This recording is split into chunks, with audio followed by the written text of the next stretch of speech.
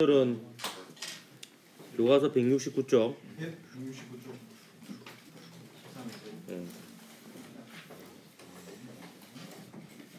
지난 시간에 이어서 간섭에 대해서 하도록 하겠습니다. 지난 시간은 주로 이제 소리의 간섭에 대해서 예를 들었었고요. 오늘은 물결파의 간섭과 빛의 간섭에 대한 얘기를 또 이어서 하도록 하겠습니다. 우선 물결파의 간섭부터 한번 살펴보도록 할게요. 이게 이제 실제 간섭문인데요. 이거 만드는 방법은 그 잔잔한 강물이나 혹은 수영장에서 배구공 같은 걸로, 혹은 뭐 테니스공도 괜찮고요. 이렇게 톡톡톡톡 이렇게 치면 이런 무리가 나옵니다. 예, 이렇게 톡톡톡톡 이렇게 치면 이런 물결파가 만들어지고요. 여기에 그 물결파 투영 장치라고 실험 장치도 있습니다. 그런데 요거는 뭐 이렇게 조별로 개수가 있진 않아서 해보지는 않을 거고요. 근데 이제 요 사진으로 찍힌 모습과 요걸 해석하는 과정을 한번 살펴보도록 하겠습니다. 여기서 보면 이렇게 밝은 부분이 있고요. 이 밝은 부분은 실제로는 이제 물이 위로 튀어나온 부분이라고 보면 되겠습니다. 그러니까 파동으로 치면 마루가 되는 부분이고요. 그 다음에 밝은 무늬 사이에 보면 어두운 무늬 있죠? 어두운 부분이 골입니다. 골. 그러니까 깊숙이 들어간 부분이고요. 그 다음에 여기 약간 잔잔한 부분이 있습니다. 이 부분이 이 사이사이에 이 잔잔한 부분은 항상 상세 간섭이 일어나고 있는 부분입니다. 그래서 그 마루도 아니고 골도 아니고 그냥 잔잔한 상태를 유지하는 상태고요. 여기 마루인 부분과 골인 부분은 계속 마루 골인 상태가 아니고 골이 되었다 마루가 되었다, 보강 간섭이 되었다가 또 상세 간섭이 되었다가 보강 간섭이 되었다가, 골하고 마루인 상태는 보강 간섭이고요. 이게 계속 출렁이고 있는 이런 상태입니다. 그래서 파동이 이렇게 진동 에너지가 전파되는 모습이 보이는 건데, 이거는 사진으로 찍혀 있으니까 특정 순간의 모습이 찍혀 있는 거고요. 이것도 이제 지난 시간에 배웠던 대로 보강 간섭과 상세 간섭 조건을 한번 살펴보면, 여기 빨간색 선으로 그은 부분이 보강 간섭이 일어나는 부분인데요. 일단 이 부분을 보면 이 부분 경로 차이가 0인 지점들이에요. 경로 차이가 없는 곳이니까 똑같은 위상으로 출발했으면 똑같은 위상으로 만나겠죠. 그래서 보강 간섭이 일어납니다. 이 선을 보면 이제 점선과 점선 혹은 실선과 실선이 만나는 지점들이에요. 보통 이제 실선은 마루를 나타내고요. 점선은 골을 나타내거든요. 골과 골이 만나면 더 골이 깊어지죠. 마루와 마루가 만나면 마루가 더 높아지고, 그래서 이 보강 간섭이 일어나는 부분이고요. 이거는 경로차가 방파장의 이제 0배인 것이 되겠습니다. 여러분 쌍곡선 배웠다라고 들었습니다. 예. 보면 요 파란색 선 있죠? 요 선은 요 S1과 S2로부터의 거리의 차이, 경로 차이가 반파장의 1배인, 그러니까 거리의 차이가 일정한 점들의 집합이 쌍곡선이죠. 그래서 요게 하나의 식으로 표현되는 쌍곡선이 되겠습니다. 요 두 선은 계속 너 진짜 또 얘기하네.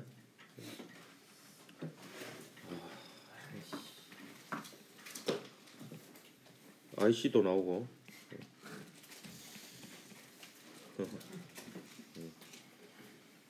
뭐 IC 본다 이거야? IC.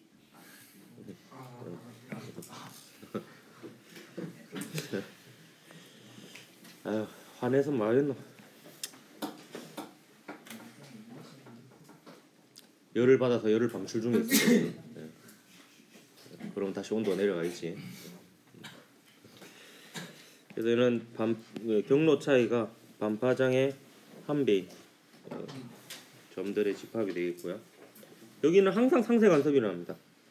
근데 여기는 실제로는 보강 간섭이 일어나기도 하지만, 보강 간섭이 일어났다, 상세 간섭이 일어났다, 보강 간섭이 일어났다, 이게 반복이 되는 점들이에요. 그러니까 지금 정상파라고 보면 됩니다. 이것도 일종의 2차원적인 정상파예요. 그러니까 여기는 배가 되고요. 여기는 마디가 된다라고 보면 됩니다. 마디는 항상 상세 간섭이고요. 요 배인 부분은 이제 계속 출렁이는 최대 진폭으로 출렁이는 부분이 되겠습니다. 근데 이걸 보강 간섭이라고 보면 되겠습니다. 결국에 보강 간섭이 일어나는 점들이니까. 얘는 경로 차이, S1과 S2로부터의 거리 차이인 경로 차이가 반파장의 2배인 점들의 집합이 되겠고요. 그래서 쌍곡선을 이루죠. 요선은 반파장의 몇 배가 되겠노? 3배인 점들의 집합이 되겠습니다.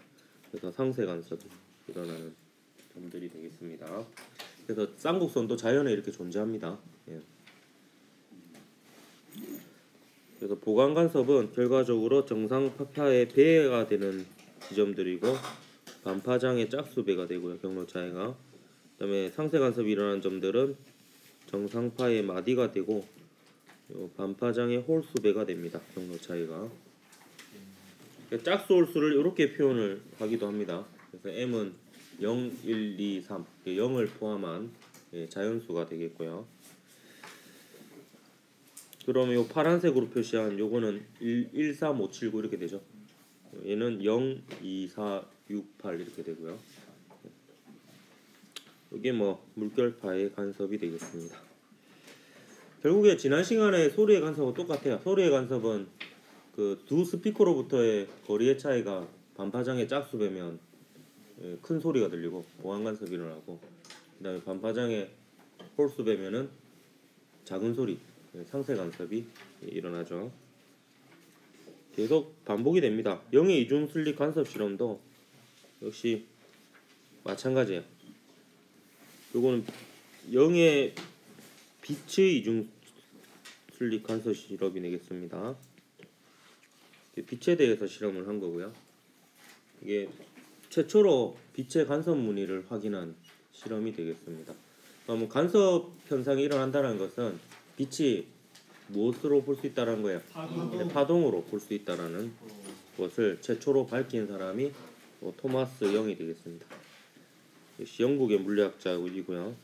이때 요건 단일 슬릿이고요. 요건 이중 슬릿인데 요게 뭐냐면 이때 영이 만들었던 슬릿은 어떻게 만들었냐면 이렇게 투명한 유리가 있는데요.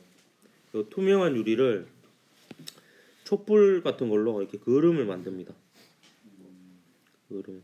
촛불 위에 이렇게 막 그을리면 시커멓게 되죠. 이렇게 그을음을 만든 다음에 그 다음에 이제 어떻게 하냐면 면도날 있죠. 면도날로 이렇게 쓱 그어요. 그럼 이 부분만 투명하거든요. 그럼 이러면 단일 슬릿이 됩니다. 단일 슬릿이 되고, 근데 면도날이 이렇게 돼 있거든요. 끝이 뾰족하죠.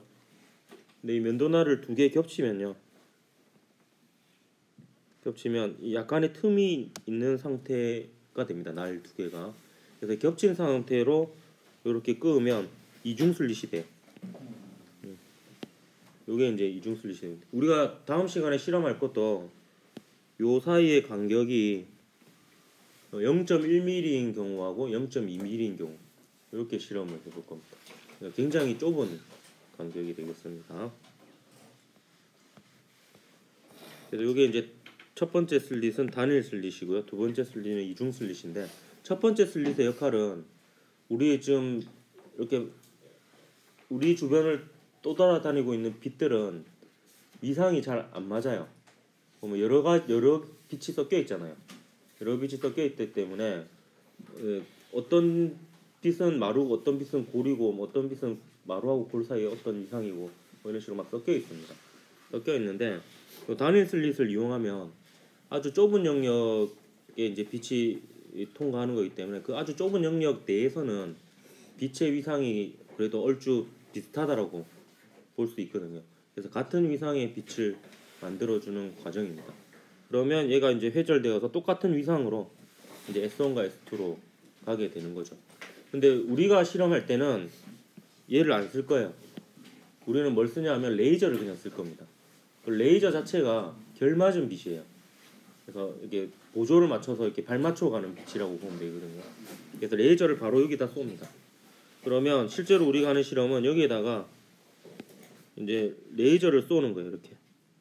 그러니까 레이저 포인트의 요 범위가 0.1mm나 0.2mm 정도는 한 번에 통과할 수 있는 정도의 범위입니다. 그래서 동시에 이제 두 슬릿을 통과하는 이런 상태가 되겠습니다. 그러니까 그림에서 S1과 S2는 바로 요게 이제 S1, S2 이렇게 되겠습니다. S1, S2. 실제로는 굉장히 좁은 간격이에요. 그러니까 요 그림을 보면 여기는 넓게 그려놨는데 설명을 하기 위해서 요 사이 간격 D가 0.1mm, 0.2mm 이 정도예요. 굉장히 좁은 상태입니다. 반면에 요 이중 슬릿하고 여기가 이제 간섭 무늬가 이제 나타나게 될 이걸 스크린이라고 합니다. 스크린. 뭐 영화에서 스크린에 영화 화면이 나오잖아요. 여기 스크린이라고 하는데 이 스크린하고 이중 슬릿 사이의 거리를 L로 두었는데 우리가 실험을 할 때는 1m를 할 거예요. 요 L은. 근데 물리 실험 동아리에서는 2m, 4m까지 했거든요. 그러니까 요 길이가 요 길이에 비해서는 매우 깁니다. 이게 0.1mm고 이게 1m니까 한 10,000배 정도 차이 나죠. 그래서 실제로는 이제 이 비율이 아닌 거죠. 그러니까 요 폭에 비해서 요 길이가 훨씬 깁니다. 그래서 보면 요 선 있죠, 요 선.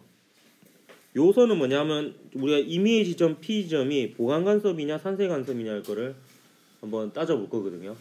임의의 지점 P는 요 스크린의 중심 O점으로부터 거리 X만큼 떨어진 지점이에요. 그럼 여기서 요 선은 뭐냐면 S1에서 요 P까지의 거리가 돼요. 요 선은 S2하고 P까지의 거리가 되고요. 그러니까 요 사이의 경로 차이가 결국에 반파장의 1배, 3배, 5배면 어두운 무늬가 나오는 거예요. 상세 간섭이 되어서. 근데 요 길이하고 요 길이의 차이가 반파장의 짝수배. 아예 여기 중앙이면 밝은 무늬겠죠. 아예 경로 차이가 없으니까. 네. 2배, 4배 이렇게 되면 어두운 무늬가 밝은 무늬가 나타나게 되는 겁니다. 그것도 먼저 설명하면 결국에 경로 차이가 요 중심은 경로 차이가 없는 거죠. 그러면 같은 위상으로 출발하는 두 빛이 역시 같은 위상으로 만나게 될 겁니다. 여기가 결과적으로 따져보면 반파장의 0배인 거죠. 네, 그래서 0도 짝수라고 볼 수 있죠. 네. 그 다음에 중앙으로부터 첫 번째 어두운 무늬, 요것은 경로 차이가 반파장의 1배라는 것을 알 수 있겠고요. 그 다음 중앙 밝은 무늬로부터 첫 번째 밝은 무늬, 요것은 S1, S2로부터의 길이 경로 차이가 반파장의 2배인 것을 알 수 있습니다. 그래서 요 중앙으로부터 위로 올라갈수록 경로 차이가 점점 커지죠. S1과 S2로부터의 거리 차이가 커지잖아요. 그래서 차례대로 반파장의 0배, 1배, 2배, 3배, 4배 이렇게 해서 홀수배가 될 때마다 어두운 무늬, 짝수배가 될 때마다 밝은 무늬가 나타나게 되는 겁니다. 네, 일단 대략적으로는 그렇고요. 일단 우리가 궁극적으로 뭘 할 거냐 하면 요 밝은 무늬하고 밝은 무늬 사이의 간격을 델타 X라고 둘 건데 요거를 한번 계산해 볼 거예요. 혹은 어두운 무늬하고 어두운 무늬 사이의 간격이라고 해도 상관없습니다.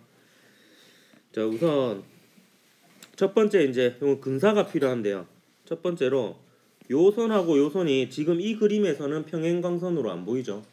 하지만 아까 요거는 0.1mm고요. 요거는 1m를 쓸 거라 했어요. 10,000배 정도 차이 나니까 그렇게 상상해 보면 요 선하고 요 선은 평행광선이라고 이렇게 거의 볼 수 있습니다. 요게 거의 점에 가깝겠죠. 매우 좁으니까. 그렇기 때문에 요걸 평행광선이라고 보면 되겠고요. 그다음 보조선을 하나 더 껐는데 요 두 슬릿의 중심 있죠. 요 중심과 임의의 지점 P점 여기를 잇는 요 선을 또 하나 더 껐습니다. 그럼 요 세 선은 평행선이라고 이렇게 볼 수 있습니다. 그럼 요 선하고 요 선의 경로 차이를 구할 건데 요 선하고 요 선하고 요 선이 이게 평행하다라고 보면 그러니까 요게 지금 S1이고 요게 S2입니다. 그럼 요 선하고 요 선이 평행하다라고 보면 빨간색으로 칠한 요만큼이 경로 차이가 됩니다. 그러면 요거는 요 직각삼각형에서 높이에 해당이 되죠. 세타하고 마주보는 면이니까. 근데 여기 보면 요게 세타면요. 이거 만약에 요 각도가 점이라고 하면 세타하고 점 합치면은 90도죠. 네. 그렇기 때문에 얘하고 얘 합쳐도 90도니까 요 각도도 세타예요. 그래서 요것도 좀 이따가 이용을 할 겁니다. 그다음에 요 길이는 일단 요만큼의 길이가 D거든요. 두 슬릿 사이의 간격 0.1mm 혹은 0.2mm를 쓸 거라 했죠. 요거가 직각삼각형에서 빗변이죠 지금. 빗변이니까 요 길이는 높이는 빗변에다가 빗변분의 높이를 곱하면 되죠. 빗변분의 높이가 사인 세타가 됩니다. 그래서 요 빨간색 길이는 D 사인 세타가 됩니다. 요게 이제 경로 차이가 되는 거죠.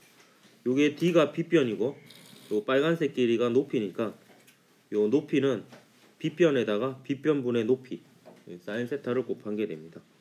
그래서 경로 차이는 그 D에 비해서 일단 전제 조건이 있습니다. D가 L에 비해서 매우 작을 때입니다. 작을 때 평행광선으로 볼 수 있고 이 경로 차이는 D 사인 세타라고 볼 수가 있습니다. 그러니까 요거 자체가 일종의 근사식이 되겠습니다.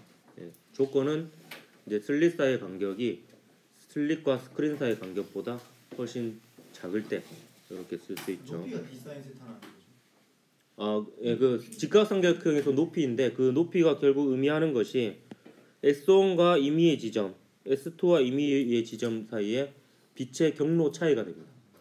경로 차이. 결과적으로 이제 이 경로 차이가 반파장의 홀수 배냐 짝수 배냐를 가지고 상세간섭 보강관선 조건을 찾을 수가 있습니다. 근데 요 세타는 매우 작을 거라고 볼 수가 있습니다. 요 세타는 요 간섭무늬 사이의 간격이요 굉장히 좁거든요. 그래서 요 삼각형도 사실 과장해서 그린 거고 실제로는 세타가 매우 작기 때문에 모양이 약간 이런 모양이에요. 길쭉한 요게 세타고요. 그럼 세타가 매우 작은 경우에는 요게 이제 90도인데요. 세타가 매우 작은 경우에는 요 길이나 거의 같다라고 볼 수 있습니다. 그래서 사인 세타가 곧 탄젠트 세타와 거의 같다라고 볼 수 있어요. 빗변하고 밑변의 길이가 거의 같기 때문에 그래서 한 번 더 근사를 할 수 있습니다. D 사인 세타는 D 탄젠트 세타라고 볼 수도 있겠죠. 그러면 좀 더 식을 간단하게 표현할 수 있거든요. 탄젠트 세타면은 요 직각삼각형에서 탄젠트 세타는 밑변분의 높이니까 이중 슬릿과 스크린 사이의 거리 L분의 그다음에 요 중심에서 임의의 지점까지의 거리 x 그래서 L분의 x가 됩니다. 그래서 식이 D 탄젠트 세타 하면 D 곱하기 L분의 x 이렇게 쓸 수 있는 거죠. 그럼 여기서 변수라고 볼 수 있는 것은 요 x만 변수라고 볼 수 있습니다. 요 D는 한번 실험 세팅하면 슬릿 사이 관계 안 바뀌거든요. 그리고 L도 슬릿과 스크린 사이 관계 실험 도중에 바꾸지는 않거든요. 그럼 요 x에 따라서 x가 커지면 당연히 경로 차이 커지는 거죠. 네. 그건 정성적으로 알겠죠? 요 중심이 경로 차이가 없죠? 0이죠. 네. 위로 올라갈수록 x가 커질수록 경로 차이가 커지죠. 네. 그러니까 이게 요 D가 L에 비해서 매우 작은 경우에는 요 x에 비례해서 경로 차이가 생깁니다. 그래서 x가 커지면 커질수록 경로 차이가 커지는데 이때 반파장의 짝수배가 되면 경로 차이가 보강간섭이 되고 반파장의 홀수배가 되면 상세간섭이 되는 겁니다. 그러니까 보강간섭, 상세간섭이 번갈아 가면서 일어나서 간섭무늬가 어떻게 나타나냐면 밝고 어둡고 밝고 어둡고 이렇게 나타납니다. 그래서 빛이 있고 없고 있고 없고 이런 식으로 간섭무늬가 생기게 됩니다. 근데 지금부터 조금 여러분이 이해하기 어려울 수 있습니다. 집중해서 들어야지 이해할 수 있습니다. 여기까지는 크게 뭐 달라진 건 없죠. 그냥 결국에 경로 차이가 반파장의 짝수배면 보강간섭이고 반파장의 홀수배면 상세간섭이라는 거 계속 이해하고 있습니다. 근데 단지 이제 경로 차이를 구하는 게 조금 복잡했지 이 경우에. 자, 근데 여기서 이제 근사를 들어갈 건데요. 요 화살표 있는 요 줄 위쪽에 먼저 적습니다. 요 식을 한 번 더 적을 거예요. 밝은 무늬에 대한 조건을 한번 적어 볼 겁니다. 그럼 D의 탄젠트 세타가 L분의 X였죠. 요거는 이제 반파장의 짝수배면은 보강간섭의 조건입니다. 근데 우리가 뭘 구할 거냐 하면 너 적었나? 뭘 구할 거냐 하면 t분의 람다 곱하기 2분의 람다입니다. 반파장의 짝수배. 반파장의 짝수배. 자 보면 밝은 무늬하고 밝은 무늬 사이의 간격을 구할 거거든요. 그럼 얘는 보면 요 m으로 치면 얘가 0이고 얘가 1이에요. 그러니까 요 밝은 무늬하고 요 밝은 무늬가 반파장 곱하기 2m이잖아. 네. 그러면 m이 0이면은 이렇게 되죠. 네. m이 1이면은 얘가 2가 되잖아. 그러니까 0하고 1이에요. 요거하고 요는. 어두운 무늬하고 어두운 무늬 사이로 봐도 얘는 역시 m이 0이에요. 2분의 람다 곱하기 2m 더하기 1이니까 m이 0이면은 2분의 람다 곱하기 1이죠. 네. 그 다음에 또 어두운 무늬가 2분의 람다 곱하기 3이잖아. 그럼 이 3이 되려면 2m 플러스 1에서 m이 1이 들어가면 3이 되죠. 네. 그럼 얘는 m이 1이에요. 그럼 요 사이의 차이도 m이 1 차이 나죠. 그러니까 내가 뭘 얘기하고자 하냐면은 밝은 무늬하고 밝은 무늬 사이의 x의 차이가요. 요 위치의 차이가요. 결국에 m으로 치면은 m이 1만큼 차이 나는 차이예요. 그 어두운 무늬하고 어두운 무늬 사이의 x의 차이, 위치의 차이도 m으로 따지면은 m이 1만큼 차이 나는 게 됩니다. 그러면 요 식을 한번 보면요. 이게 좀 어렵습니다. 내용이. 요 식을 보면 왼쪽은 이제 바뀌는 게 x고요. 오른쪽은 바뀌는 게 m이거든요. 그러면 이거에 이제 변화량이라는 의미로서 델타를 붙여서 식을 바꿀 수가 있습니다. 그러면 식이 d 곱하기 l분의 델타 x는 이건 람다 곱하기 m이라고 볼게요. 2분의 1하고 2는 곱해서요. 그럼 람다 곱하기 델타 m인데 일대 델타 x는 우리가 정의하기를 바로 인접한 밝은 무늬 사이의 간격 혹은 바로 인접한 어두운 무늬 사이의 간격이니까 m이 1만큼 차이 날 때의 위치의 차이입니다. 그렇기 때문에 이때 델타 m은 뭐가 되냐면 1이 됩니다. 그게 우리가 정의를 델타 x의 정의니까 m이 1만큼 차이 날 때의 위치의 차이예요. 그래서 델타 x를 이제 정리하면 이제 이걸 여러분이 공식처럼 좀 기억을 할 필요가 있습니다. 델타 x를 정리하면은 d분의 l 람다가 되죠.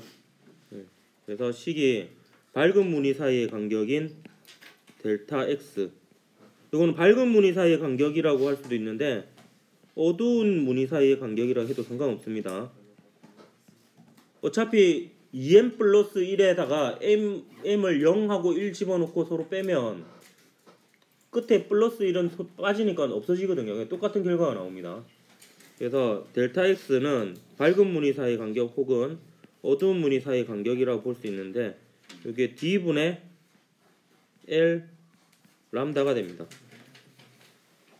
그래서 요걸 이제 다음 시간에 확인해 볼게요.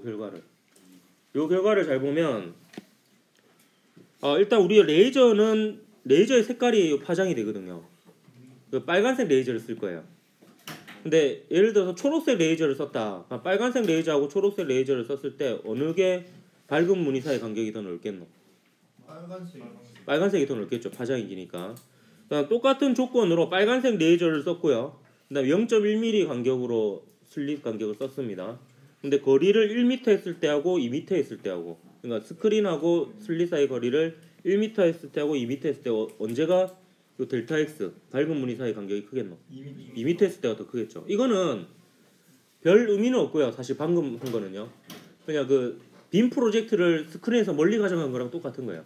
그냥 확대되는 겁니다. 무늬가. 근데 이 D가 좁아지면 또 얘가 커지죠. 그래서 0.1mm하고 0.2mm 했을 때는 언제가 밝은 무늬 사이 간격이 넓겠노? 0.1mm 했을 때가 더 넓습니다. 그래서 이런 표현을 쓰기도 합니다. 일단 요 식은 이제 좀 까먹었을 것 같아서 얘기하지만 요 D가 L보다 매우 작을 때 역시 적용되는 식이고요. 요 식을 보면 이런 표현을 쓰게 돼요. 요 간섭 무늬 사이의 간격이 넓으면 그러니까 밝은 무늬 사이의 간격이 넓으면 간섭이 잘 된다라고 표현을 했거든요. 그래서 파장이 길수록 틈이 좁을수록 간섭이 잘 된다. 이렇게 표현을 하기도 합니다. 예, 간섭 무늬 사이의 간격이 넓다라는 것, 밝은 무늬 사이의 간격이 넓다라는 것은 간섭이 잘 된다라는 건데, 그럼 파장이 길 때, 그리고 이중 슬릿 사이의 틈이 좁을 때, 잘 된다 이렇게 표현을 씁니다. 그래서 요거는 다음 시간에 실험을 할 건데 그 실험 과정을 먼저 미리 설명을 할게요. 우리가 쓸 실험 도구입니다. 이게 근데 잘 보시고 다음 시간에 이걸로 절대 장난치면 안 됩니다. 네. 레이저를 쓰기 때문에 눈에 들어가면 태양을 바로 보는 거랑 비슷하다 그랬어요. 그래서 이 빨간색 레이저를 쓸 거고요. 여기 이제 그 11반의 경화가 이게 제가 주문해가지고 만든 거예요. 만든 건데 이 레이저를 여기에 버튼이 있는데 얘를 이렇게 밀면 지금 불이 켜진 상태죠. 이게 버튼이 눌러진 상태로 고정이 됩니다. 그래서 이제 그 레이저 받침대를 만든 거고, 요게 이중 슬릿인데 이중 슬릿은 0.1mm, 0.2mm, 0.4mm가 있는데 간격이요. 요게 D입니다. D. 그러니까 D가 0.1mm, 0.2mm, 0.4mm가 있는데 0.4mm는 안 할 거예요. 왜냐면 0.4mm는 레이저가 두 개 동시에 잘 안 들어가시더라고. 좀 퍼져 있어가지고. 그래서 0.1mm하고 0.2mm 쓰고 단일 슬릿은 안 쓰죠. 여기 보면 이제 레이저가 이미 위상이 같은 빛이기 때문에 곧 쓸 필요가 없습니다. 그리고 요 슬릿하고 요 스크린 사이의 간격이 이게 L입니다. 우리는 실험을 1m를 해볼 거고요. 혹시 여력이 된다면 2m도 한번 해보십시오. 해보고 요거는 이제 요거는 이제 실험 결과 사진을 보면서 설명해 줄게요. 요거는 스크린을 만든 건데 실제 이런 무늬가 나옵니다. 이 스크린은 이제 거리를 재기 위해서 이게 한 칸당 1mm로 이렇게 레이저 커팅기로 이게 만든 거고요. 그래서 보면 이게 중앙 밝은 무늬예요. 경로 차이가 0인 거죠. 그래서 경로차로 따지면은 좀 넓은 걸로 해볼까? 이게 경로차로 보자면은 얘가 이제 반파장 흰색으로 섞었죠. 이 경로 차이가 얘는 없는 거죠. 네, 중앙 밝은 무늬고, 그다음 요 사이에 어두운 무늬 있죠. 요게 반파장의 한 배인 경로 차인 거예요. 그다음 요거 있죠. 요거 밝은 무늬. 요게 반파장의 두 배고요. 그다음 요거 있죠. 요게 반파장의 세 배 이렇게 되는 겁니다. 예. 그래서 델타 x는 요 사이의 간격이 델타 x라고 봐도 되고요. 아니면 여기 어두운 무늬하고 어두운 무늬 사이 간격 있죠? 요거를 델타 x라고 이렇게 봐도 됩니다. 이게 식을 보면 요게 간격이 다 일정하거든요. 어딜 m을 0하고 1을 잡아도 되고 1하고 2를 잡아도 되고 2하고 3을 잡아도 상관없습니다. 그래서 요 사이 간격 혹은 이제 요 사이의 간격 혹은 요 사이 간격 해도 되고요. 혹은 얘랑 얘 사이 간격 해도 됩니다. 어차피 전부 다 델타 x. 여기 보면 이제 잘 보면 얘 두 개를 비교해 보면 똑같은 거리 2m인데 얘는 슬릿 사이의 간격이 0.1mm, 0.2mm거든요. 얘가 좀 더 델타 x가 크죠. 널찍하죠. 그 다음에 얘하고요. 얘를 비교해 보면 얘가 더 넓죠. 또 얘는 똑같이 슬릿 0.1mm 틈으로 했는데 얘는 거리가 4m예요. 스크린하고 그 슬릿 사이의 간격이 4m니까 델타 x가 더 큰 걸 알 수 있습니다. 얘에 비해서. 그래서 요거를 이제 다음 시간에는 이제 이걸 그 초록색 레이저까지는 안 해보고 슬릿 사이의 그 이중 슬릿 사이의 간격을 D를 0.1mm, 0.2mm 했을 때 하고, 그 다음에 슬릿 사이의 간격은 0.1mm로 그냥 두고 슬릿과 스크린 사이의 거리를 L을 1m, 2m 했을 때, 이럴 때 그 밝은 무늬 사이의 간격 델타 x를 한번 비교해보는 이런 실험을 해볼 겁니다. 그럼 이걸 이용해서 실제로 파장을 구할 수도 있는데요. 왜냐하면 이렇게 하면 파장을 구할 수 있죠. 아까 델타 x는 d분의 1람다식을 그냥 바꾸면은 요거는 그 실험 기구에 표시되어 있고 d 0.1mm, 0.2mm. 그다음 얘는 거리 재면 되죠. 이중 슬릿과 스크린 사이 거리. 그리고 얘는 밝은 무늬 사이 간격 측정하면 되죠. 그러면 빨간색 레이저 빛의 파장이 나오는데, 근데 실제로 해보니까 실제 파장보다 한 절반 정도밖에 안 나와요. 그거는 이제 우리가 문제점을 한번 추측해 보건데 실험 기구에 표시되어 있는 D가 잘못 표시되어 있지 않았을까? 왜냐면 이거는 정확히 측정했거든요. 그럼 얘가 틀릴 수밖에 없는 거거든. 빨간색 레이저 빛이 따를 리는 없을 거고 한 650 나노미터 정도 나와야 되는데 실제로 보면 한 300에서 350 나노미터 나오더라고. 그래서 이거는 실험 기구 자체가 잘못 제작되었을 것으로 이제 추측이 됩니다. 예. 이것도 뭐 좀 여유가 되면 한번 해보십시오. 파장을 한번 구해보면 좀 더 의미 있게 실험을 할 수 있을 것 같습니다. 그리고 또 빛의 간섭이 얘가 더 있습니다. 얇은 막 간섭이 있는데요. 자, 이제 페이지 넘어가서 얇은 막 간섭은 교과서에 이렇게 나와 있는데 그림이 비눗방울 표면을 보면 막 무지개 무늬가 보이죠. 요게 이제 대표적인 얇은 막 간섭이에요. 비눗방울 말고도 기름 이렇게 물에 떠 있는 거 보면 막 이게 이런 무늬가 있잖아요. 요게 왜 그러냐면은 이 비눗방울 막의 두께가 부분마다 다 다르고 그리고 우리가 그 보는 각도가 다르기 때문에 요 막의 두께나 혹은 보는 각도에 따라서 경로 차이가 일단 달라져요. 경로 차이가. 근데 경로 차이가 달라진다는 게 어떤 의미냐면 자 이거 보십시오. 좀 같은 두께인데요. 지금 이 빛이 이렇게 들어와서 이 각도로 보는 거하고 빛이 이렇게 들어와서 이 각도로 보는 거하고 보면은 저 위에서 반사된 빛하고 굴절되어 들어가서 아랫 경계면에서 반사된 빛하고 간섭을 일으키게 되는데요. 보면 요 두 빛에서 경로 차이는 요만큼이 경로 차이가 됩니다. 요만큼이. 근데 길이가 다르죠. 경로 차이가. 다르니까 이제 얘는 노란색으로 보이는 이유는 요 경로 차이가 노란색 빛의 반파장의 짝수배인 조건이에요. 그러면 노란색이 보강 간섭이 되어서 노란색이 잘 보입니다. 반면에 이 각도에서는 요만큼이 경로 차이가 되거든요. 두 빛에. 그러니까 이때 초록색이 보인다라는 것은 요 길이가 하필이면 딱 맞게 그 초록색 빛의 반파장의 초록색에 해당하는 빛의 반파장의 짝수배가 딱 되는 거예요. 그러면 이제 초록색이 보강 간섭이 되어서 초록색이 보이게 되는 겁니다. 그럼 같은 데라도 막 색깔이 막 다르게 되는 거는 순간순간 출렁이면서 두께가 또 달라지면 보강 간섭이 되는 조건의 색깔이 달라지겠죠. 그래서 이런 걸 이제 얇은 막 간섭이라고 합니다. 위에서 반사된 빛과 굴절되어 들어가서 아래쪽에서 반사된 빛의 경로 차이가 달라짐에 따라서 보강 간섭되는 색깔이 달라지는 화장이 달라지는 이런 이때 보강 간섭하는 빛의 색깔이 달라진다 볼 수 있는데 그 색깔은 진동수라고 봐도 되겠고요. 혹은 파장이라고 해도 크게 틀리지 않습니다. 엄밀하게 얘기하면 색깔은 진동수인데 어차피 C는 람다 F잖아요. 그러면 거의 공기 중에서는 진공에서의 속력과 같거든요. 그러면 진동수가 크면 파장이 짧은 거고 진동수가 작으면 파장이 긴 거니까 보통 파장으로도 많이 얘기합니다. 빛의 경우에는 색깔을. 그래서 뭐 진동수라 해도 되고 파장이라고 해도 되고. 근데 이게 조건이 달라진다는 거죠. 경로 차이가 어느 빛의 반파장의 짝수배가 되느냐에 따라서 이제 보강 간섭하는 색깔이 달라져서 이런 무늬가 나타납니다.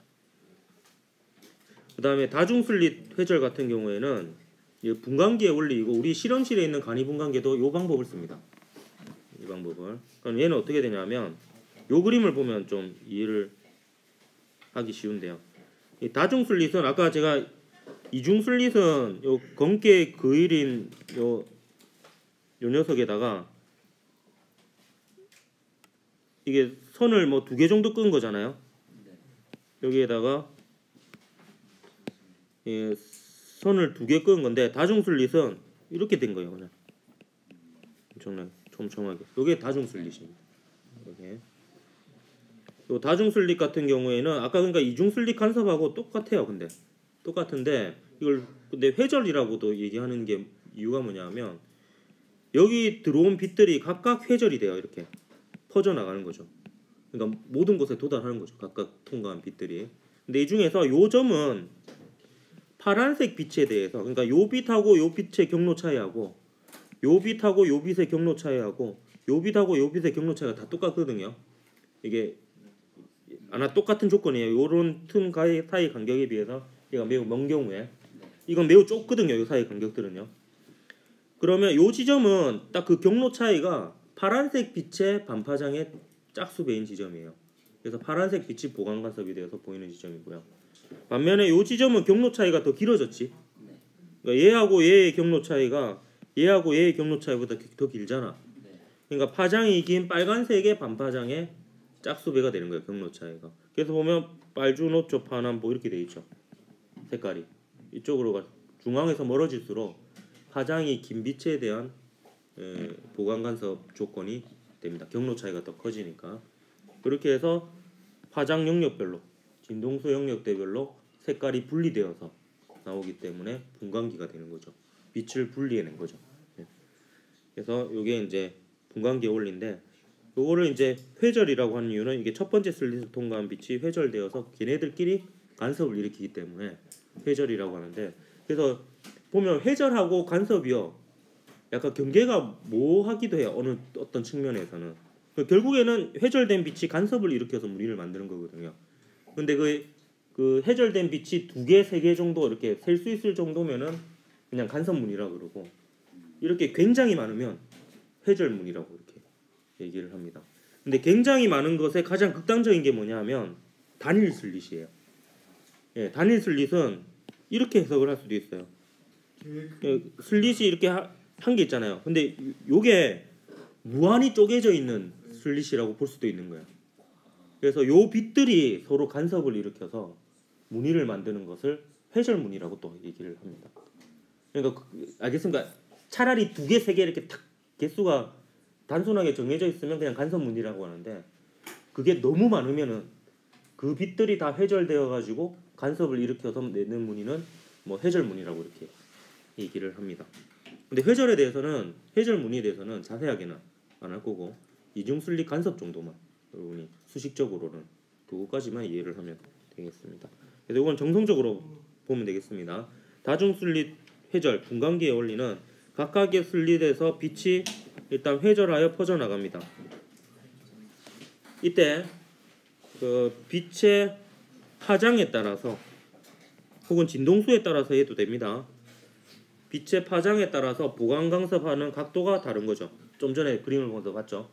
그렇기 때문에 이제 각도에 따라서 색깔이 다르게 나타나니까 결국에 분리된 거죠. 그래서 이제 이게 스펙트럼을 만드는 원리고, 실제로 분광기는 프리즘을 이용한 경우보다 이게 다중 슬릿을 이용한 경우가 훨씬 많습니다. 이게 이제 더 간단하거든요. 프리즘은 또 투명하기도 해야 되고, 그리고 막 꺾이니까 막 또 하여튼 뭐 좀 불편한 점이 많이 있어요. 요거는 회절 격자만 있으면 되기 때문에 간단하거든요. 그래서 이제 다중 슬릿을 주로 이용한다. 요 간섭 말고도 교과서에 있는 예를 보여주면 이것도 되게 신기하던데요. 요 모르포 나비의 날개가 파란빛으로 보이는데, 얘를 현미경을 확대해 보면 구조가 이렇다고 합니다. 그럼 여기서 반사된 빛하고 여기서 반사된 빛이 경로 차이가 요만큼 나죠. 그래서 요만큼의 경로 차이가 반파장의 파란색 빛의 반파장의 짝수인 거예요.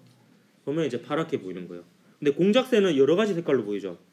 얘네들은 그 간격이 다른 거죠.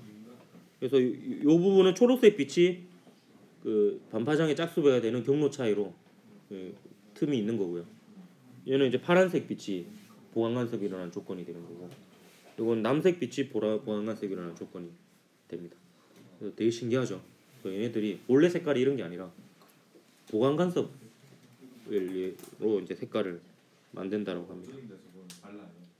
예, 어두운 데서 보면은, 근데 어두운 데서 보면은 색깔이 색깔이 잘, 왜냐하면 그 우리가 밝기 명암을 구분하는 시각 세포가 색깔을 구분하는 시각 세포보다 훨씬 많거든요. 그래서 밝고 어둡고 정도는 나타나는데 색깔은 잘 안 보이는 경우가 있습니다. 여기에 이제 특정 색깔의 단색광을 비추게 되면 색도 다른 모양으로 나오겠죠. 어떤 부분은 어둡게 나타나겠죠. 보강 간섭이 안 되는 빛은 상세 간섭이 되니까. 자, 문제 하나 풀어보고 실험 하나만 더 소개하고 마치도록 하겠습니다. 다음은 빛의 간섭 실험인데요. 요거는 이제 실험 자체에 대한 문제가 주로 많이 나옵니다. 그래서 다음 시간에 우리가 실험할 것이기도 한데 그림과 같이 레이저 이중 슬릿 스크린을 설치하고 이중 슬릿과 스크린 사이의 거리를 고정합니다. 우리는 이제 1m로 고정을 할 거고요. 파장이 람다원인 레이저와 슬릿 간격이 다른 이중 슬릿 PQ 우리는 0.1mm, 0.2mm 이렇게 쓸 겁니다. 사용하여 스크린에 생긴 간섭 무늬를 관찰합니다. 우리는 이것만 해볼 거예요. 다는 못 해봅니다. 왜냐하면 이중 슬릿 P와 파장이 각각 람다원, 람다2 그러니까 빨간색 레이저 빛과 초록색 레이저 뭐 이런 식으로 써야 되거든요. 근데 초록색 레이저는 조금 출력이 세서 위험하기도 하고 비싸기도 하고 그래서 비싼 것보다는 사실 위험한 게 좀 커서 실험을 잘 안 합니다. 눈을 혹시 좀 상할 수도 있고 그렇기 때문에 파란색은 더하죠. 빨주노초 파란보 갈수록 진동수가 크고 좀 더 위험하거든요. 그래서 이걸 관찰을 합니다. 그 결과 이렇게 나타났는데요. 옳은 것을 골라라. 일단 보기 전에 그냥 해석을 먼저 해볼게요. 요 왼쪽 결과는 슬릿 사이의 간격을 D를 달리한 거예요. D를 달리한 겁니다. 그럼 D를 비교해 보면 P하고 Q 중에서 누가 더 큰지를 판단할 수 있는데 요거는 이제 제가 요 식을 외우라 그랬죠. 밝은 무늬 사이 간격 혹은 어두운 무늬 사이 간격은 D분의 L 람다였죠. 그러니까 왼쪽 실험은 요 이중 슬릿과 스크린 사이의 거리 그리고 레이저 색깔 요거는 동일하게 한 거예요. 얘를 달리한 거예요. 그러니까 일단 델타 X는 위아래 중에서 어느 게 더 크노? 위가 더 크죠. 요만큼이 델타 X입니다. 좀 어두운 무늬 사이로 이렇게 했는데 밝은 무늬 사이 이렇게 해도 되고요. 얘는 얘가 델타 X죠. 혹은 밝은 무늬 사이 간격 이걸 해도 되고요. 똑같습니다. 어차피. 그럼 델타 X가 일단 위아래 중에 누가 더 커요? 위가 더 크죠. 그럼 D는 어디가 더 크겠어? 밑에 게 더 크죠. D가 좁을수록 이제 간섭 무늬 사이 간격이 넓다 그랬죠. 그래서 D는 이렇게 됩니다. Q가 더 넓고 P가 더 좁습니다. 얘가 0.1mm면 얘가 0.2mm고 뭐 이런 식이 되겠죠. 반면에 얘는 파장을 달리한 거예요. 색깔을 달리한 겁니다. 그러면 만약에 람다1하고 람다2 중에서 하나가 빨간색이고 하나가 초록색이라면 어느 게 빨간색이 되겠노? 파장이 길수록 간섭 무늬 사이 간격이 넓죠. 얘가 빨간색이 되고 얘가 초록색이 되겠죠. 그래서 이렇게 됩니다. 파장의 길이가 위에 게 파장이 더 긴 겁니다. 파장에는 비례하죠. 밝은 무늬 사이 간격이. 그래서 위에가 파장이 더 긴 빛을 사용한 것이다. 이렇게 볼 수가 있겠습니다. 됐나? 그러면 답은 다 찾을 수 있겠죠? 네. 스크린에 생긴 간섭 무늬의 밝은 부분은 빛의 보완 간섭에 의한 것이다. 맞아요. 맞죠? 그 슬릿 간격은 P가 Q보다 아니에요. 좁죠? 좁아서 그 델타 X가 더 컸죠. 근데 람다 1은 람다 2보다 맞아요. 크죠. 그래서 델타 X가 더 컸죠. 그래서 기디에서 4번이 답이 되고요. 요 실험 하나만 더 마치도록 할게요. 요거는 실제로 해보진 않고 그냥 해봤던 것을 영상으로 한번 살펴볼 건데 전자레인지를 이용해서 그 마이크로파의 속력, 즉 빛의 속력을 한번 측정해보는 실험입니다. 그래서 실험을 어떻게 하냐면 여기 그 전자레인지에 이제 요 회전하는 판은 제거하고요. 거기에 이제 종이컵을 놔두고 그 위에 적신 종이를 넣어요. 근데 여기 좀 두꺼운 종이를 넣어야 되는데 우리는 뭘 썼냐면 박스 보면 이렇게 골판 지지로 돼 있잖아요. 요 중에서 요 한 부분을 벗겨내 가지고 썼습니다. 그렇게 해서 이제 물에 적셔서 조금 털어낸 다음에 이렇게 넣고 문을 닫은 다음에 가열을 하는데요. 그럼 요 안에서 마이크로파의 정상파가 만들어지거든요.